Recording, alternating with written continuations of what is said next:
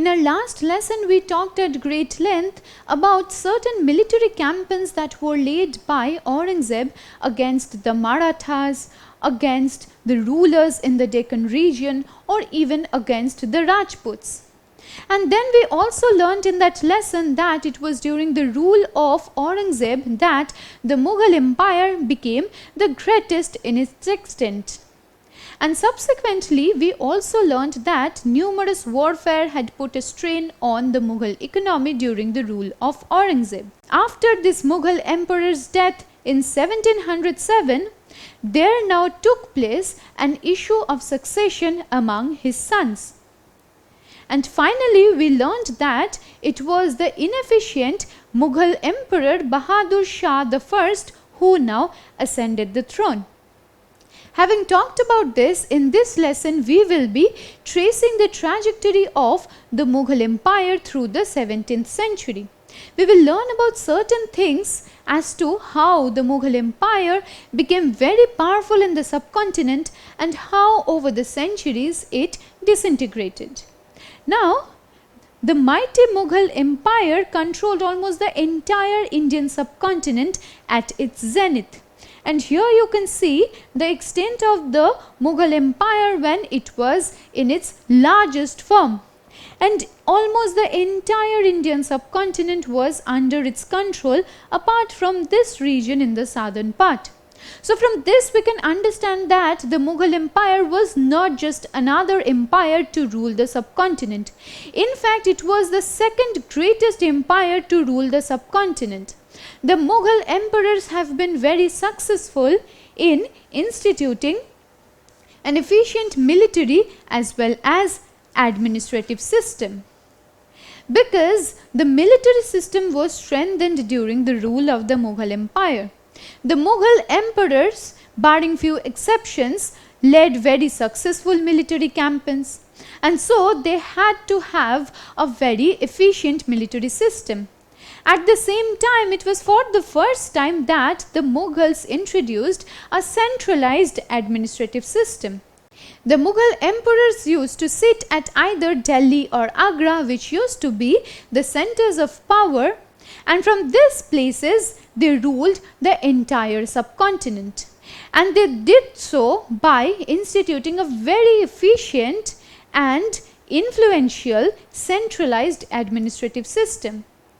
They also implemented various policies that helped to fill not just the Mughal treasury but bring prosperity to the lands. They gave us many splendid architectures that the country boasts of even today. So the Mughal Empire brought great economic prosperity to the subcontinent. But if we are to see this, we will be seeing only just one side of the coin.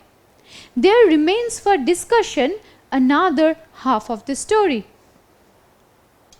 Though the Mughal Empire boasted of great prosperity and affluence, the difference as well as the inequality between the affluent and the poor became way too glaring. This is because various policies that were implemented by the Mughal emperors benefited only a certain section of the society.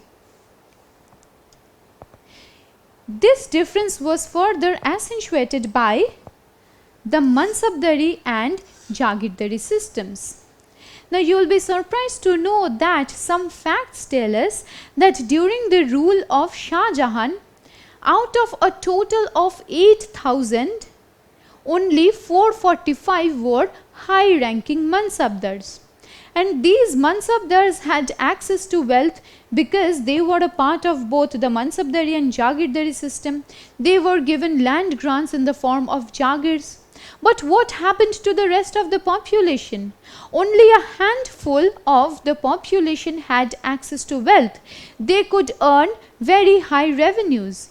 But the rest of the population, the peasants, were toiling very hard in order to sustain themselves.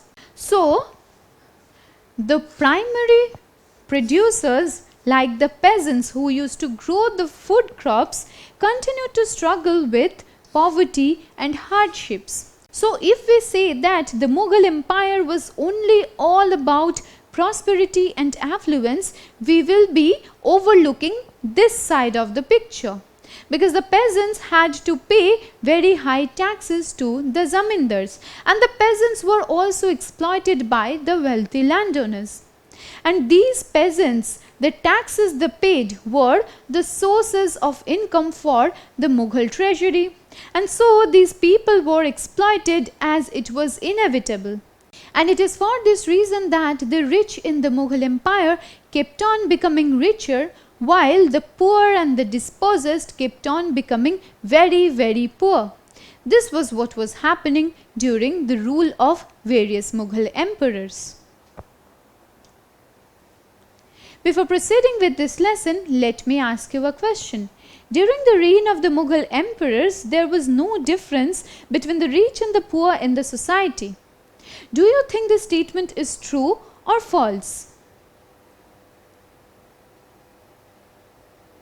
Well, the correct answer is this statement is false, because various systems like the Mansabdari system or the Jagirdari system used to accentuate the difference between the rich and the poor. The poor kept on becoming poorer during the rule of several Mughal emperors, and the rich sections of the population kept on amassing more and more wealth. Now we also learnt in our last lesson that Aurangzeb was succeeded by Bahadur Shah I, who was inefficient, and Bahadur Shah I failed to hold the Mughal Empire together for long. It is for this reason that subsequent to the rule of Aurangzeb, the Mughal Empire began disintegrating. By the 18th century, following the end of Aurangzeb's reign, the Mughal Empire began losing its power and prominence in the subcontinent, because most of the Mughal emperors who succeeded Aurangzeb were very inefficient. They were not at all able to hold such a huge empire together.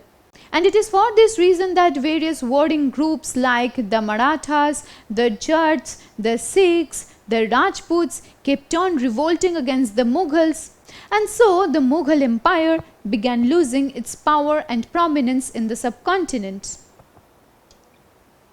The Mughal Empire officially came to an end when the last Mughal emperor, Bahadur Shah Zafar, was exiled to Rangoon in 1858 by the Britishers. So Bahadur Shah Zafar was the last official Mughal emperor. And in the year 1858, he was exiled to Rangoon, which is the present day country called Myanmar. And with this, the Mughal Empire came to an end officially. But by the end of the 18th century itself, the Mughal Empire had almost begun disintegrating completely. With this, we come to an end of our discussion on the Mughal Empire as a whole. In this series of lessons, we learned how the Mughal Empire was established by Babur in the Indian subcontinent in the year 1526, after Babur had defeated Ibrahim Lodi in the first battle of Panipat. And now began the rule of a great empire that the Mughal Empire was. Now during the rule of Babur, the Mughal Empire was restricted only to the northern parts of the Indian subcontinent. But subsequently, under various other Mughal emperors, the empire only kept on growing in size till the point when it ruled almost the entire Indian subcontinent. Various Mughal emperors implemented their own policies, like Akbar implementing the Mansabdari and Jagirdari systems. The Mughal Empire also instituted a centralized administrative system in the subcontinent. They brought about many changes in the subcontinent. Islamic influence also entered the subcontinent, holding hands with the Mughal emperors. The Mughal emperors also gifted the subcontinent very many beautiful and splendid architectures, and those speak of the subcontinent's splendor even today. In fact, The Taj Mahal, which was built by Shah Jahan, is one of the 7 wonders of the world. It is a UNESCO World Heritage Site. And subsequently, we talked about the various military campaigns that were launched by Akbar, Shah Jahan, Aurangzeb. But following the death of Aurangzeb in 1707, many inefficient and weak Mughal emperors now ascended the throne. And this was the primary cause why the Mughal Empire began disintegrating. By the end of the 18th century, the Mughal Empire had already shrunken in size, and it was finally in 1858 that the Mughal Empire officially came to an end, with Bahadur Shah Zafar being exiled to Rangoon by the Britishers. And this concludes our series of lessons on the Mughal Empire in the Indian subcontinent. Don't forget to subscribe to our channel and hit the bell icon. You can also register for free at DeltaStep.com or download the DeltaStep app to learn one-to-one with our amazing teachers, or to get access to all our 5,000 plus amazing videos as per your school syllabus. Master each topic with our adaptive practice technology. Get million plus questions with step-by-step solutions and unlimited mock tests. Get all your doubts resolved instantly.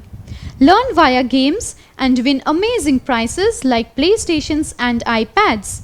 So at DeltaStep, learning is not just fun and easy, it's rewarding too. So register for free now.